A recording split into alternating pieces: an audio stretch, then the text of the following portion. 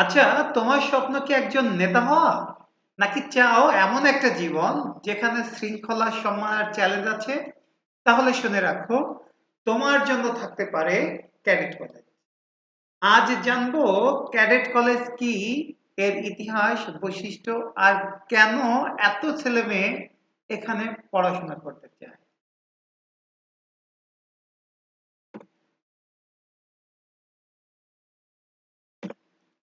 Cadet college কি? Cadet college একটা আবাসিক শিক্ষা প্রতিষ্ঠান। শৃঙ্খলা, নেতৃত্ব গুণ, শারীরিক ফিটনেস এবং মানসিক প্রস্তুতি। ক্যাডেট কলেজের এক নজরে ইতিহাসটা জেনে নেওয়া যাক।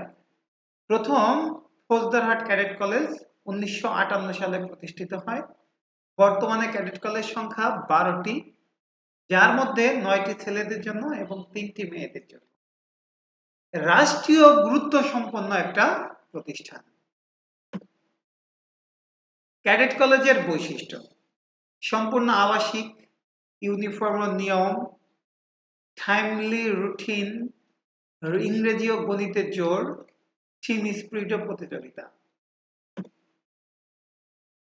ভবিষ্যৎ সম্ভাবনা: সেনাবাহিনীর অফিসার, বিসিএস ক্যাডার, ডাক্তার বা ইঞ্জিনিয়ার, আন্তর্জাতিক পেশাজীবী।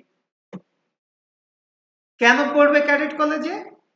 শৃঙ্খলিত জীবন, নেতৃত্ব গুণ, ভবিষ্যতের প্রস্তুতি, স্মার্ট ও স্ট্রং ক্যারিয়ার করার সুযোগ। ধন্যবাদ। আমি ছিলাম Sohel Sheikh, founder and lead instructor, Gopalganj cadet coaching.